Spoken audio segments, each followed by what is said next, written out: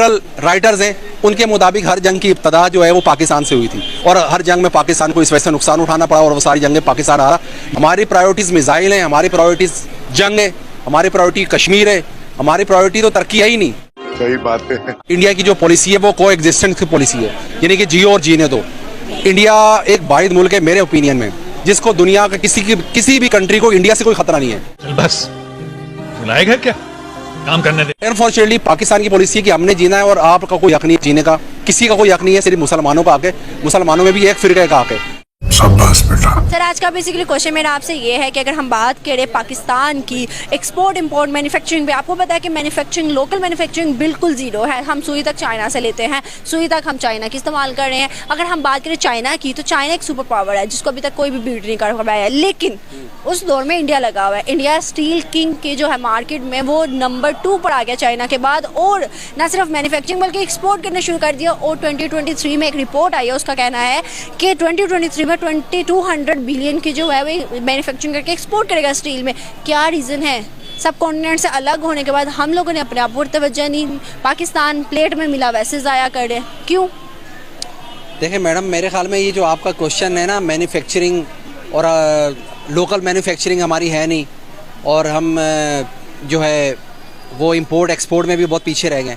मेरे ख्याल में ये है कि इसमें सबसे बड़ी वजह ये है कि जो मैं समझता हूँ इन माय ओपिनियन वो ये है कि जो पाकिस्तान क्योंकि एक शुरू से एक सिक्योरिटी स्टेट था, एक ब्यूरोक्रेटिक स्टेट था, उसकी पाकिस्तान की जो फॉर्मेशन थी वो अनफॉर्चुनेटली आपने इंडिया का कंपैरिजन का वो एक डेमोक्रेटिक स्टेट बन गया और हम जो एक सिक्योरिटी स्टेट में रहे और हमारी ट्रांजिशन सिक्योरिटी स्टेट से ब्यूरोक्रेटिक स्टेट में हुई नहीं।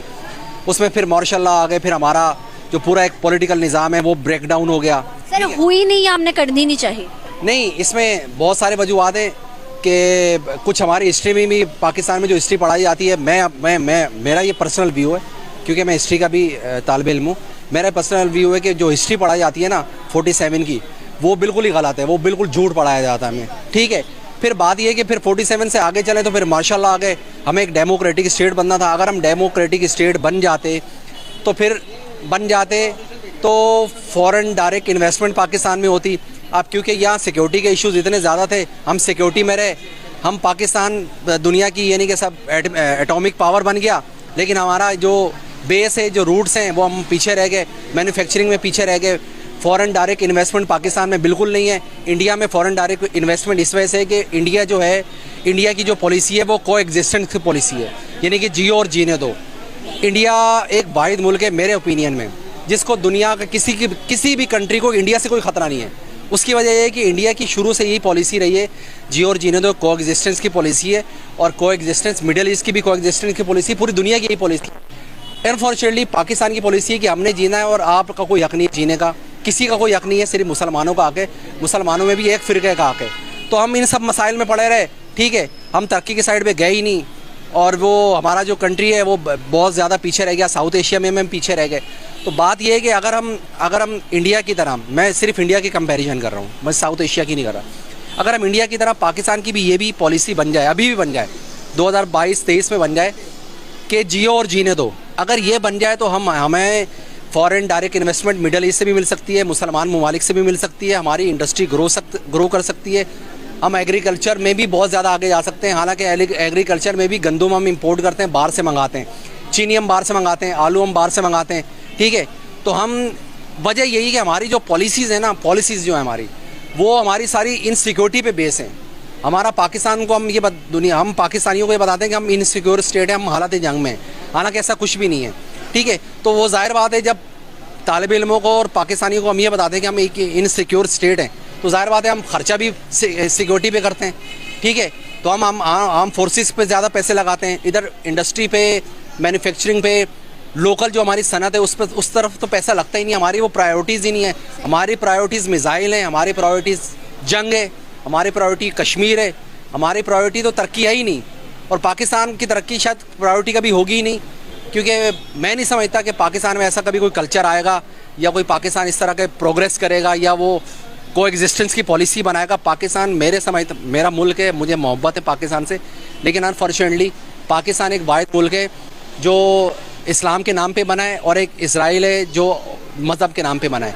तो मज़हब एक ऐसी चीज़ है, मैं ये सारी बातें इसलिए डिस्कस कर रहा हूँ कि ये सारी तरक्की का इन्हिसार इन चीज़ों पे होता है। तो मज़हब एक ऐसी चीज़ है जो लोगों को इकट्ठा भी करती है, इसमें फिजन भी है और फ्यूजन भी है, यानी कि वो इकट्ठा भी करेगी और वो ज़ाहिर बात है अलग भी करेगी। तो ज़ाहिर बात है जब पाकिस्तान जो बाहर के मुल्क हैं वो पाकिस्तान पे ट्रस्ट नहीं करते, ख़ास तौर पे इस्लामिक ममालिक तो बिल्कुल नहीं करते।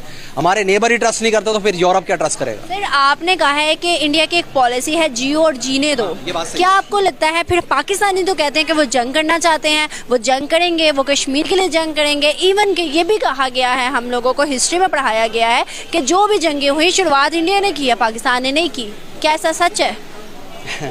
देखें, बात सिर्फ ये है कि मैं आप जो व्यूज़ दे रहा हूँ वो मेरे पर्सनल व्यू है और वो मैं हिस्ट्री तो आपने भी पढ़ी है, हिस्ट्री मैंने भी पढ़ी है। वही मैं कह रहा हूँ, मैं हिस्ट्री का वो हूँ, मैं इंडिया की हिस्ट्री चंद्रगुप्त मौर्य से पढ़ता हुआ आ रहा हूँ और मैं अभी भी रोज़ यूट्यूब पे गूगल पे मेरा एक इंटरेस्ट है, मैं ये पढ़ता रहता हूँ। ठीक है, इत्तेफाक की बात है कि आप मेरे सामने आ गए, तो ये मैं हिस्ट्री शुरू से पढ़ता हुआ आ रहा हूँ और अभी आज भी मैं यही पढ़ा था। आज भी मैं ये जो बॉर्डर स्टेट है और ये इनसिक्योरिटी जो बनी हुई है ये सारा मैं आज भी मैंने बहुत सारा पढ़ा है और इंटरनेशनल रिलेशंस मैंने उसमें मास्टर रिलेटेड ही पूछ रही हूँ कि आपको लगता है कि जंग जो है वो क्या पहले शुरुआत इंडिया ने की? 4 जंग हुई, चारों उन्होंने जो शुरुआत की। मेरी इत्तला के मुताबिक और जो मैंने पढ़ा है, यानी कि जो इंडिपेंडेंट मैंने चीज़ें पढ़ी हैं, इंडिपेंडेंट न्यूज़ पढ़ी हैं या इंडिपेंडेंट बुक्स पढ़ी हैं, यानी कि वो किसी को सपोर्ट नहीं कर रहे, यानी कि वो जो न्यूट्रल राइटर्स हैं उनके मुताबिक हर जंग की इब्तदा जो है वो पाकिस्तान से हुई थी और हर जंग में पाकिस्तान को इस वजह से नुकसान उठाना पड़ा और वो सारी जंगें पाकिस्तान हारा। ये और बात है कि PTV के मुताबिक हम हर जंग जीते हैं, ये एक अलग बात है।